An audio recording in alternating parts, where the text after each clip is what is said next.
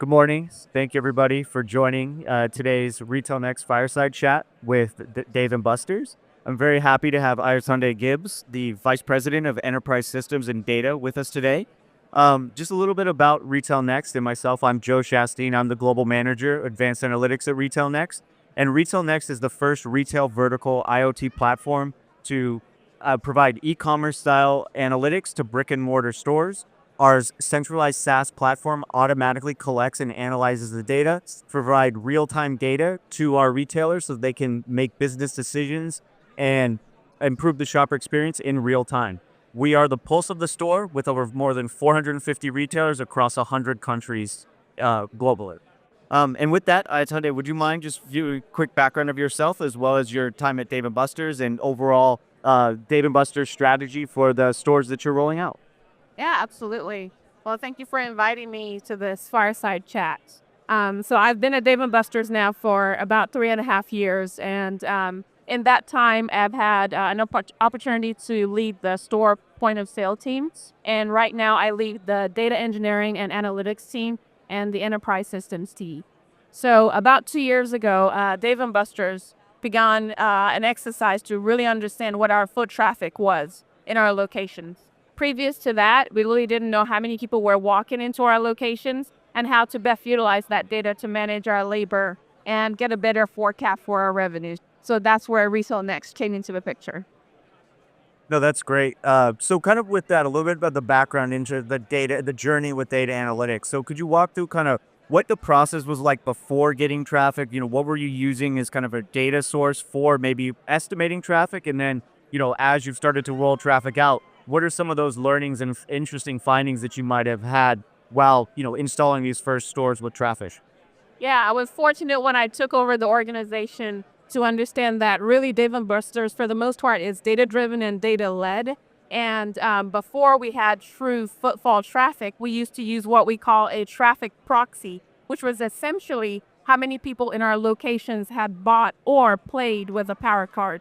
So if you've been at a Dave & Buster's recently, part of the experience is you buy what we call a power card and then use those power cards at our hundreds of games on the game floor or the arcade floor. So we were using the swipes on the card as a proxy for traffic. However, the problem was that only tells you who was actually coming to the locations to play games. But if you've been at a Dave & Buster's before, you'll know that part of our experience is games and also food, which means if you came to our locations and you were eating, then we missed you in that traffic count. So that is why we really needed a wholesome solution to understand every single person that was walking into our location, whether they were amusement, as we call it, or whether they were food and beverage, or even both. Yeah, and as the lead with data for Dave & Buster's, how has this kind of empowered your teams to make better decisions? Now having an actual true source of traffic as opposed to just unique power cards to estimate it. Yeah, well, I give a really good example of how our general managers are able to manage their locations better with the data they have. So if you've ever been in a Dave & Buster's, you could be in a really small location that's 30,000 square feet or one of our humongous locations that's 70,000 square feet or even more. And our general managers always want a pulse for who is in the location at a specific time to manage labor or to make sure that labor is placed in the right location. Well, before RetailNext, we essentially had clickers in our stores. So the general managers will assign a lead to go around the store and use the clicker to count how many people were in that location. Well, now with RetailNext, they have the app. They can just open the app and understand exactly how many people are in their location using the occupancy metric. So that's been a game changer for us. Now, the general manager at any time, any day, any hour can look at that app and immediately understand how many people are in their location. And then that drives a bunch of other decisions. So if today was a rainy day and there's only 100 people in my store, then I can manage my labor to that level. I might not need as many people in the location, right? Or if it is a rainy day and I know people walking in will need more assistance, maybe with umbrellas or something, then I know that I can deploy my resources to the front. And another cool benefit of the apps is it allows them to have real-time access to the cameras at the front of their stores, which is typically where our help desk or our front desk is. So they can look at the front desk and understand who's coming into the location, who's stationed at the front desk, and be able to direct to make that initial experience at the location even more pleasurable for that guest. Yeah, I think that's a really great point that you mentioned, just around freeing up some of the labor power of, right, not needing to have anybody kind of go around doing manual clicks to see occupancy. I imagine that's a huge time saver for those associates who used to have to Yeah, do that. absolutely. And then also the video aspect too. I think that's a really kind of underutilized aspect in many cases. The ease of it, seeing the video, understanding kind of what it looks like in certain areas, even from a compliance standpoint. Is there any sort of ways that video might be being used, right, to ensure that kind of the experience, at least the entry point to the location, kind of what you want? I just find that's a valuable way to look at things too. Yeah, I think the first is making sure that, the team is set up for that welcome experience. But, anecdotally, what I've also seen is with our hierarchy, the GM is not the only person that had access to that camera anymore. So the regional leader also has access to the camera. And I even saw some GMs at some location looking at their competitive stores in that same region and seeing how they're set up in the front. So it kind of created a little bit of competition because now everyone knows what everyone else is doing. And then as a leader, I know exactly what it looks like and I can direct in the moment. Maybe I need more people in the front desk because I see a line at the door, and I can make those immediate decisions and immediate changes, in how we manage that experience at the front door. That's interesting, the point about kind of the internal competition, right? So if you found that that's been kind of successful, as kind of sharing findings or best practices from some stores with other ones, now that some of your GMs or regional managers might be seeing how other locations are set up. Absolutely. I mean, finally, they have data at their fingertips, but not just for their locations, but for all locations in the system. So 158 stores know how 158 other stores are doing. So it creates this competition because when I go in the app, I know if I'm the first store, the second store, or the 50th store in the whole chain. So definitely creates more competition and also a lot more awareness to say, hey, I am in the New York store, which is where we are now. We have over 10 stores in New York area. So I can look at the stores nearby me and understand who has the most traffic, why, and then look at their front door to see what that traffic looks like at any time, at any point in the day. Yeah, I mean, we work with a lot of retailers, and I find there's often different strategies for sharing data. I mean, some retailers, they don't want to allow, a GM or a regional manager to see a bunch of other stores or regions. So what's kind of been your strategy with that? And it sounds like you're trying to be very transparent with the data, kind of, get it throughout the organization as much as possible. So what's kind of Dave & Buster's strategy overall for that, as well as, the specific users of the data? And you talked a little about labor allocation, but any other sort of options where you found kind of distributing the data throughout the organization has been really valuable? Yeah, I think for us, it's really opening up the data to all of our stores. And, we're a fun brand. We're a brand that loves competition. So we're always in the mode to, compare what I'm doing with what my peers are doing and just create that gamification so everyone wants to understand and, build better traffic or build better operations. So really giving them access to everything hasn't been a concern for us because we have that culture already. And the app, something super convenient. So when I'm a general manager or one of the line leaders, I'm in the store, I don't want to be carrying an iPad or something heavy. So having that app that's super convenient helps them to have access to that data, in the moment at any time. So that's really being part of our strategy, is making sure everyone has access to the app. So with that, right, app kind of more for users in the stores, right? But what about more kind of the corporate level or leadership level? How is the data being distributed to them, and what decisions might be being made at kind of the higher level based on the data that you're seeing too? Yeah, another really interesting use case is during our remodel program. So right now, Dave & Buster's is going through remodels of a lot of our locations, and we're introducing new open air, more open layouts, and also new games. And as part of that remodel, the data has helped us understand exactly where to invest in that location. A lot of Dave & Buster's stores are located in malls, and typically they're anchors or they have multiple entrances where one entrance is directly into the store and another entrance leads to the mall. So it helps us understand how many people are coming in through a direct entrance and how many people are coming in into the mall. That way, when it comes to, our fancy entrance style and design, we can understand, well, do we invest in the mall entrance? Or perhaps we don't because there's not as much traffic in that area. And we put more of our effort in the front design where there's more traffic going to the store and more people going through that entrance into the location. And kind of along those lines, were there any surprises that you found, like maybe where, maybe one GM thought or store manager thought it was one entrance, but turned out to be another and kind of changed your strategy a little bit around where you're going to make those investments? Yeah, absolutely. I think we have lots of GMs in our systems that, have been at their stores from multiple locations, 5 years and 10 years. So, of course, they have an intuition about which entrance has the most traffic. But finally, we're able to get them black and white in data, in numbers and not someone's intuition. So, that's one. And then the second one is we also have newer GMs that have only been in their location for a few years. So, they have not built that intuition yet. And that's where we have the data.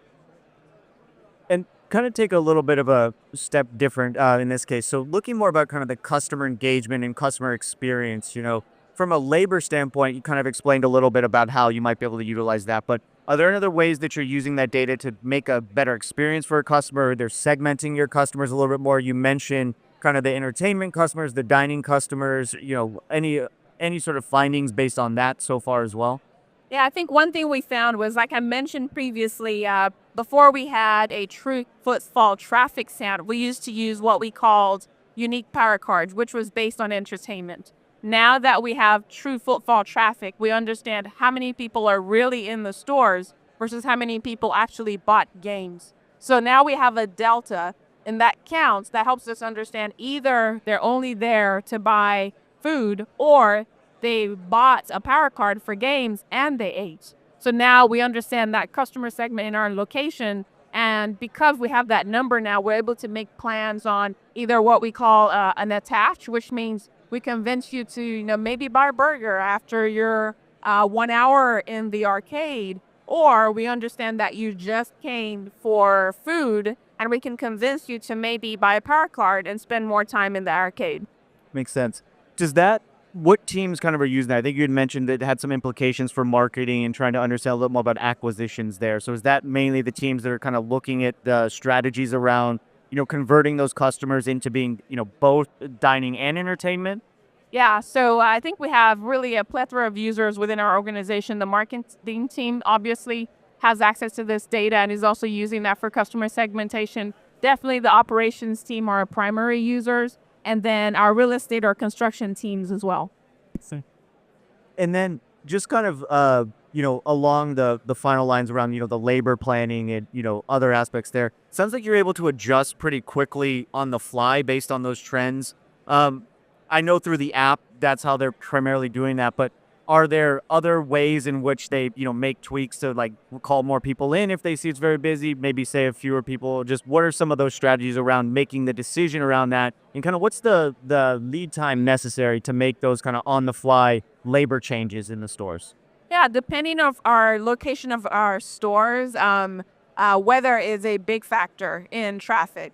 So unfortunately, if it's a great day outside and everyone wants to go to the park, they don't come to a Dave and Buster's. But if it's hot and sunny and then everyone wants to come in because it's too hot and they want something indoors, that's enclosed and air conditioned. So that really drives our traffic. But that is, again, an intuition, so the store leader sees traffic, he's thinking, well, it's 102 outside today. So I think there might be more people in my locations. But then with the app and with the occupancy, he's able to understand, okay, well, it is 2 o'clock and it looks like I already have 400 people, in my location. That I'm able to call my backup resources. Hey, I only had 20 servers that were scheduled today. I think I might need 2 more. So you call those backup resources and you say, hey, it looks like I might need more help today. Could you come in at such and such time? So it's those decisions that this now allows us to make. No, that's great. And yeah, especially hearing about how you're able to make changes on the fly. I know there's a lot of our retailers who would like to do that, but it sounds like you're able to really do it, much more real time in many cases. Yeah. But then also kind of taking a step, looking towards the future. So, rest of 2025, even into 2026, What are some of like the things you're most excited about with, using this traffic data into the future? Yeah, absolutely. Well, Dave and Buster's lives and dies by comparables, or what we call comps, and other retailers do as well. So year over year comps is really how we measure performance. So we've installed all of our traffic cameras, except for a few where we have remodel locations, and we're looking forward to the day, the hour, the minute when we'll finally have these year over year comparables that our leadership team and our corporate team can really use to understand performance year over year. And in addition to that, we are, really building out our AI and machine learning models and including traffic. So we really have three primary drivers that we use for our machine learning models. The first one obviously is historical data. So the historical revenue of that location is used. The second one is weather. Like I mentioned, weather really drives traffic into the location. And the third one is traffic. So now we finally have that third really important and critical variable that we can use to improve our forecast accuracy when we have that year over year comparison. And that's something I've seen really powerful as well, right? Especially a lot of our retailers are using sales to kind of forecast things, right? But in many cases, that's, it's already happened, right? So traffic is that leading indicator into what's your overall opportunity from a revenue standpoint on those particular days. I think that can be really beneficial for planning purposes. But you were mentioning traffic is now an input into some of your models. So is traffic kind of driving some of the changes that you're making from either like a planning perspective? And I know it still might be early. You're kind of still developing some of the models you get into year over year trends. But what are some of those other implications that you might see, maybe in the food and food and beverage planning sorts of things, those aspects as well? Yeah, traffic is, again, one of those primary drivers that helps us understand how to better manage our locations. So everything from labor, labor becomes another aspect of the store that we can manage better if we have better accuracy in our forecasts, that we will have year over year comparison. But we're also able to manage demand as well. So if we have a good forecast and we understand what the demand will be, it not only drives our labor levels, it also drives kitchen staff levels. It also drives how much product we'll buy, for our food and beverage and also for our redemption store. With your forecasts, how often are those being updated, right? So assume you have one at the beginning of the year, you're getting data throughout the year. Are you continually refreshing that and updating the forecast, or what's that process look like? Yeah, really, it's daily for us. So obviously, the weather forecasts get more accurate the closer you are. So that makes it so we want a daily revisions of what those forecasts look like. And then there are various other factors that change on a daily basis. So we keep that forecast on a daily basis accurately fresh. Great. Great. Awesome. Well, I think just the final question, just kind of, you were talking a little bit about the planning, but anything else that you're really excited about with, with the traffic data for, the future as well? Yeah, like I mentioned, just getting a better sense of our historic and year over year comparisons is really important. But like I mentioned, Dave & Buster's also has a relatively mature data engineering team. So in addition to using the mobile app or the reporting that RetailNext provides, we're also able to pull the data in to our data lake and use that with other aspects to make sure, again, we understand better how the business is performing and opportunities for growth. And final question on that, just are your teams looking at like correlations, relationships between those, seeing what the history of those relationships have been, and then kind of making adjustments based on that? Yeah, absolutely. Our data lake contains so much data, not just weather, not just, traffic, not just sales, but we also have customer sentiment and customer feedback. So having this data helps us to ground us on what is true, what is fact, and then helps us to pull in those other elements and make a better picture of not just what we have historically, but where to move forward to in the future. The customer sentiment aspect is really interesting, especially as maybe you kind of are developing those models, but looking into the relationships between, as you're seeing changes in traffic and changes in customer sentiment, is that part of the roadmap as well, potentially, to start kind of looking at the relationship between changes in traffic trends and maybe changes in some of those customer sentiment scores? Yeah, I think that's exactly where, this comes into the picture. So if we understand that our traffic is grown or has reduced, and then we map that up with customer sentiment, and then we can understand, is my customer sentiment higher or lower when I have a lot of traffic in the location? And does that speak to how I've managed my labor on that day? So maybe the customer sentiment is lower because there were more people in my location and I didn't manage my labor properly. So it led to long wait times at the server table, or maybe my server was not as attentive because they had more people in that day, to attend to. So that's where it helps us really understand, again, how to manage the business. Yeah, that's really fascinating, especially too. Really goes back to making sure that customer experience is aligned, really all tied in together with the labor and the customer experience and how important that can be just to, make sure that customers want to come back and they're a loyal customer of Dave& Buster's into the future. Yeah, absolutely. That is our goal, is to make sure that you have a great time when you're in our location and you want to bring family and friends back with you the next time. Okay. Well, thank you so much. I think that's it for all the questions I had, but I really appreciate you joining us today. And thank you, everybody, for attending our session with Ayotunde Gibbs, Vice President of Data and Enterprise at Dave & Buster's. Thank you. Thank you for having me.